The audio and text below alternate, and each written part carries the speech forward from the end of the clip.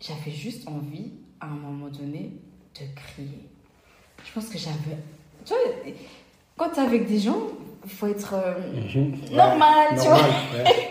Genre, tu peux pleurer, mais bon, pas trop, parce que t'as pas envie de les faire pleurer, parce que si eux, ils pleurent maintenant devant toi, tu vas pleurer encore plus. Donc, voilà, tu essaies de te retenir.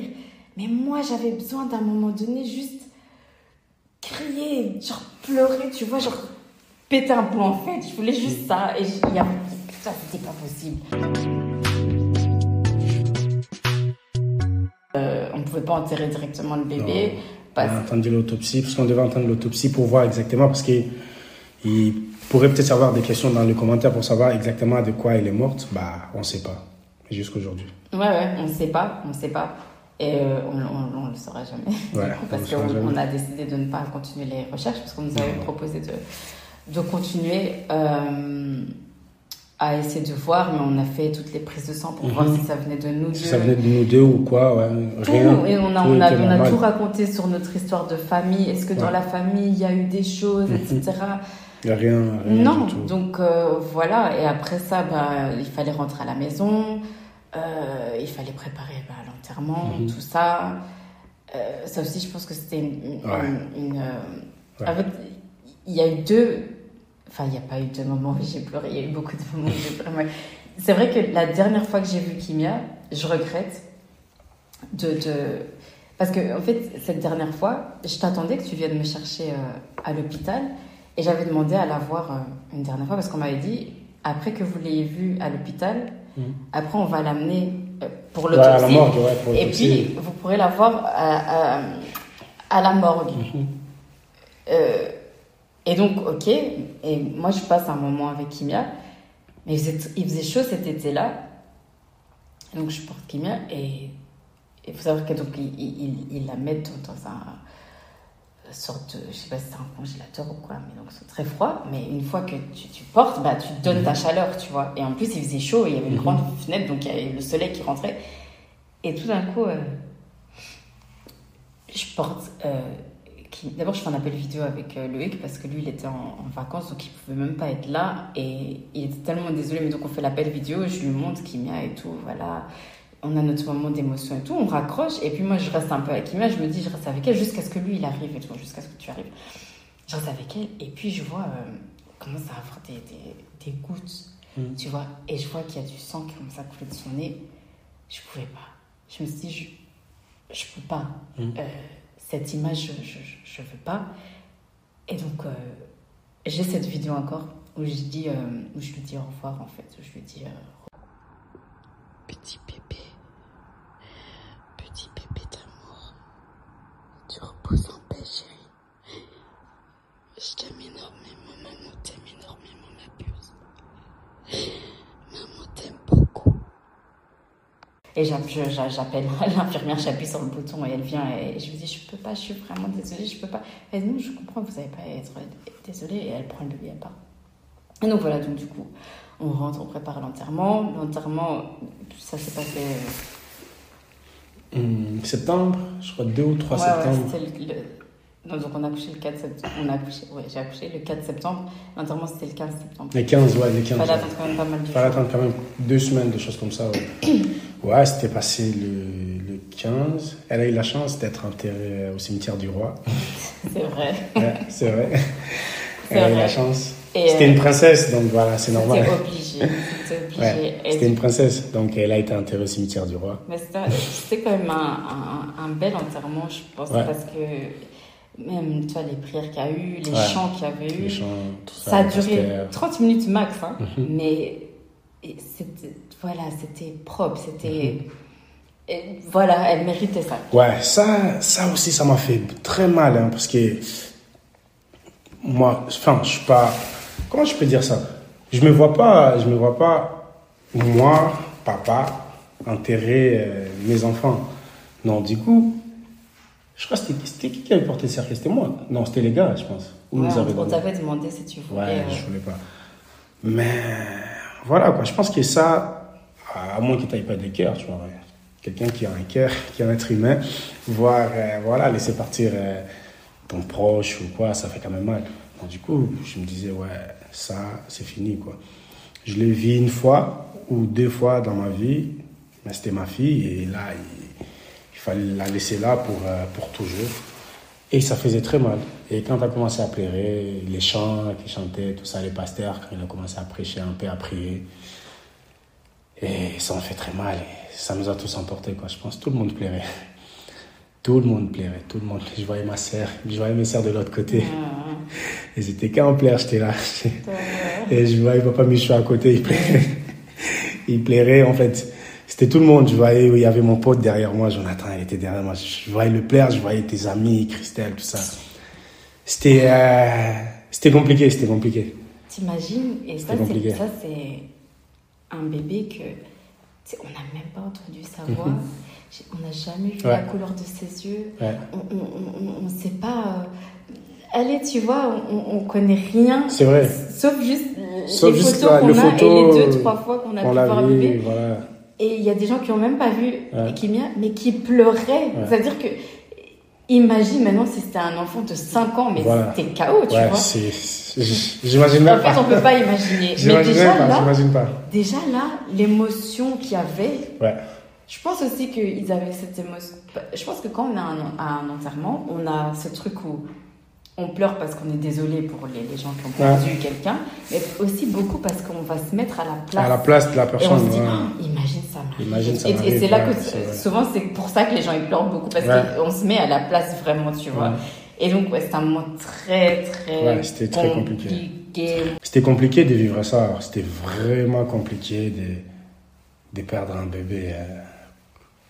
Qu'on attendait. Et surtout, en fait, ce qui nous a encore plus compliqué, on a déjà expliqué ça dès le début, en fait, le fait d'avoir un bébé, et puis on vous dit qu'il est malade, et puis on vous dit que non, ça va, ok, c'est bon, et puis on vous dit que non, en fait, c'est... on était en mode comme ça, quoi. Oui. Ça va pas, ça va pas, et puis pouf, ça va pas pour de bon. Oui. Ça, c'était un vrai choc. Savoir qu'il y a rien, le bébé bouge pas, d'un coup, c'est fini. Et ils ne savaient pas quoi dire. L'autopsie, ils n'arrivaient pas. Ils nous ont pas donné rien. Et ils ont fait des tests, ils ont pris des prélèvements, ils ont fait tout ce qu'ils voulaient. Il n'y avait rien, quoi. Je me rappelle même, vite fait en arrière, même avant, je crois, l'échographie, ils avaient vu que voilà, c'était OK. Ils t'avaient mis, je crois, une aiguille, je crois, des quelques centimètres comme ça pour regarder. Dans le ventre pour prendre, je sais plus quoi. Liquide, tout ça qui était tout près d'elle, parce qu'ils devaient faire attention pour ne pas passer les trucs. Ils allaient la rendre handicapée, tout ça, oui. Pour voir toujours s'il y avait des trucs. C'est quoi ça? C'était très compliqué. C'était très compliqué. Chaque moment était un moment de stress, en fait. C'était pas tranquille, tu vois. Les seuls moments où on était tranquille, c'est quand... Voilà, on va être là, on va toucher un peu le ventre, et tu vois, où tu essayes un peu d'oublier. Ouais. Mais c'était intense. Ouais, c'était intense d'entendre parler de ça, que voilà, savoir que tu as un bébé qui vit dans le ventre avec des intestins dehors, ça, je peux jamais oublier ça. Je me disais, mais c'est quoi ça? Je dis, mais...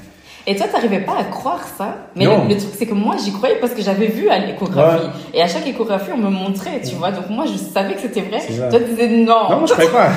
En fait, moi, j'étais plus dans ma conviction chrétienne. Je me disais non. Et puis, quand je parlais avec ma mère me disait, mais ça se fait pas. Et moi, je vous dis, j'ai vu, on a vu, elle m'a montré, il y a ça, tu vois. Parce que c'était pas son sexe, tu vois. On aurait pu dire, c'est peut-être son zizi, tu vois. Mais c'était pas ça. C'était à ce niveau-là. Non, mais c'est vrai. Du coup, on a vécu ça comme ça. Ouais, maintenant, une question qu'on peut se poser, c'est comment surmonter ça. Moi, avant, je disais, parce que j'avais... c'est toi qui fais ce bruit. J'avais fait une vidéo sur Instagram où j'avais expliqué vite fait ce que j'avais vécu, mon point de vue, quoi.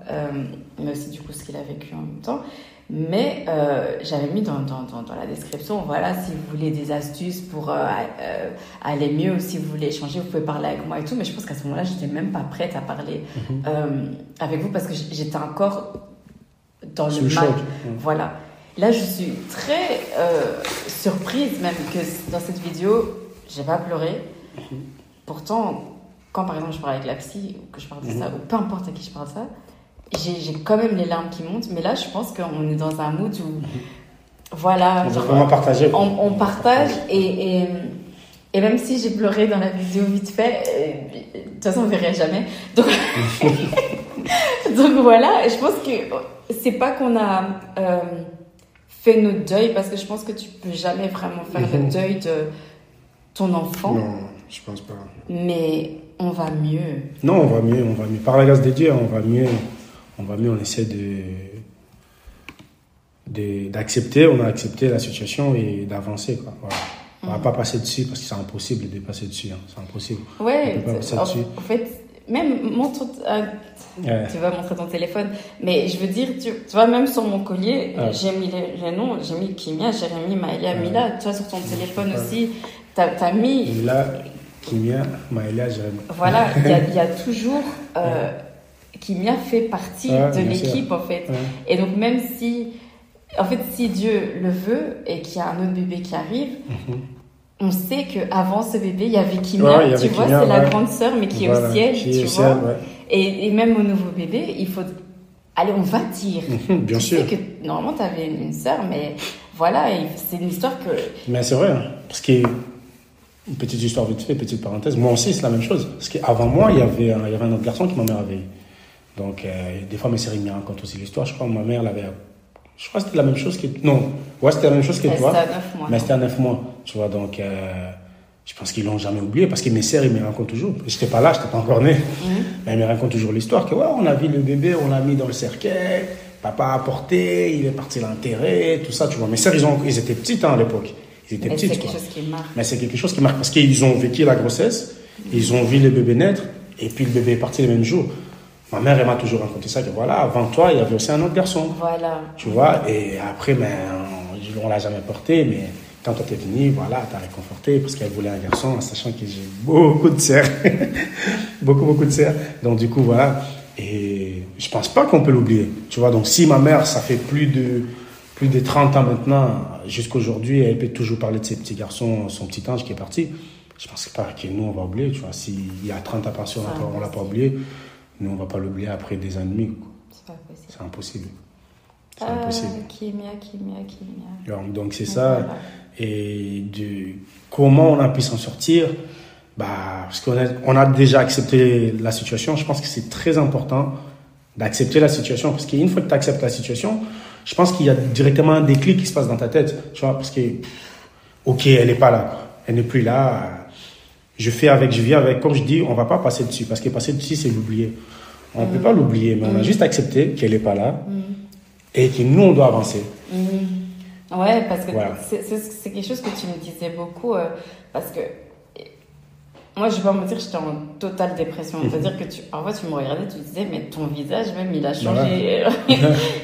Mais mes yeux, ils étaient plus pareils. Ouais, je crois que c'était rentré à l'intérieur, ou bien, je ne sais pas, mais j'étais pas... En fait, c'était pas supportable pour moi. Et puis, j'étais rentrée dans un congé de maternité. Et tu vois, quand on a le congé de maternité, on passe le temps avec son bébé.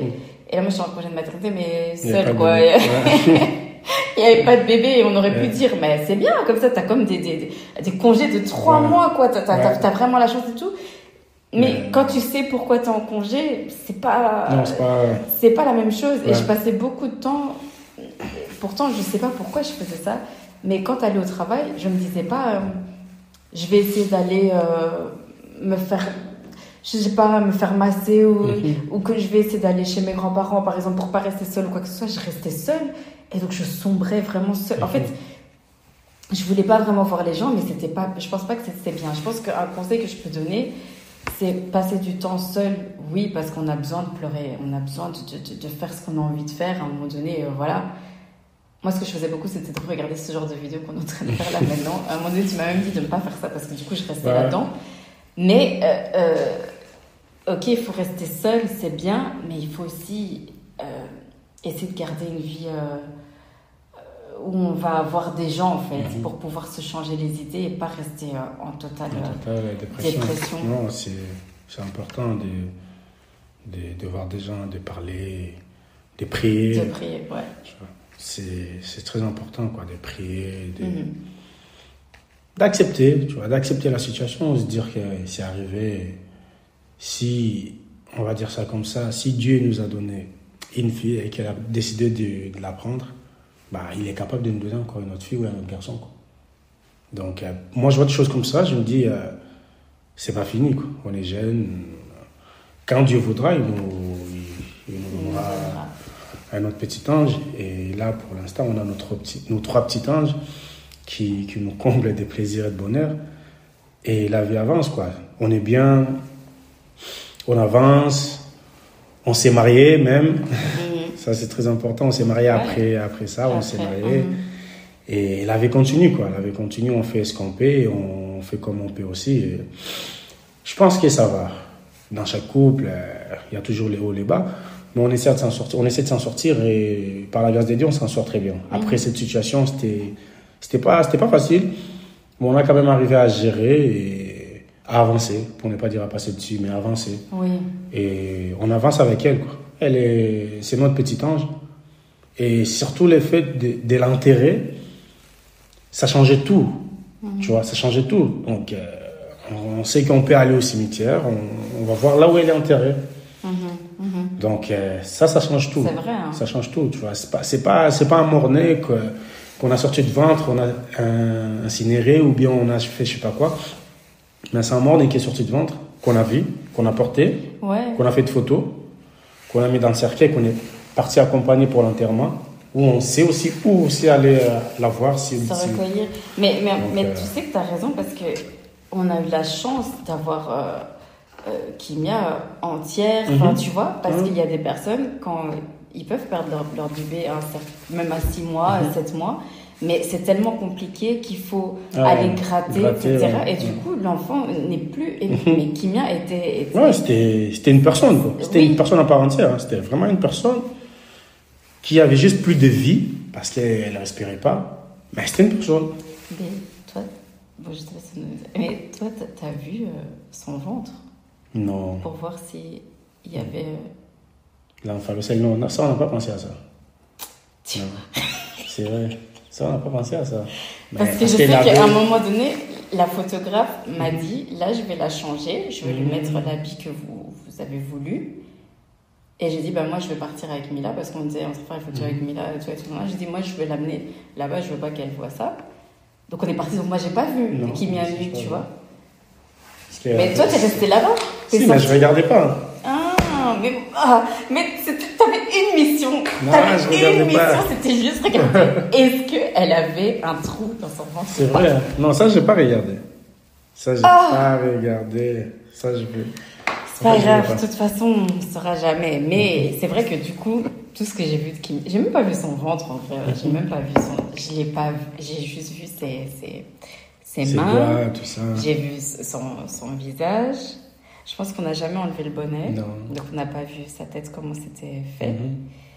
Parce que, elle avait un petit bonnet jaune. Et on a vu ses pieds. Des photos de ses pieds. Ouais. Et voilà.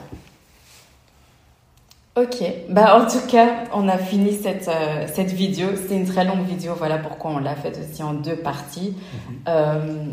J'espère que cette vidéo va vous aider, ou j'espère que, les personnes... En fait, j'espère que personne ne va vivre ça, de toute façon, parce que si vous ne l'avez pas vécu, tant mieux, soyez vraiment heureux, parce que c'est quelque chose d'affreux, quoi, c'est horrible. Il y a assez longs qui ont vécu ça, courage. On sait que ce n'est pas facile, mais... Vraiment, on vous envoie tout le courage du monde, toutes les forces du monde. Et que Dieu vous accompagne, que Dieu vous donne la force qu'il nous a donnée pour s'en sortir et arriver à parler aujourd'hui comme on est en train de parler. Et c'est tout ce qu'on peut dire. Que Dieu vous donne la force, qu'il vous bénisse, qu'il vous accompagne dans cette épreuve douloureuse. C'est pas facile. Et voilà, ceux qui n'ont pas vécu ça, ceux qui sont enceintes, qui vont nous suivre, on prie pour vous, que vous accouchez normal. Ouais, que bébé soit en bonne santé. Que bébé soit en bonne santé. Et vous aussi. Et vous aussi. On peut aussi perdre et vous la aussi. vie. Voilà. On prie pour vous que ça se passe très bien. C'est très, très, très important, quoi. Voilà. God bless you. Voilà. On se retrouve dans un prochain podcast. À très bientôt.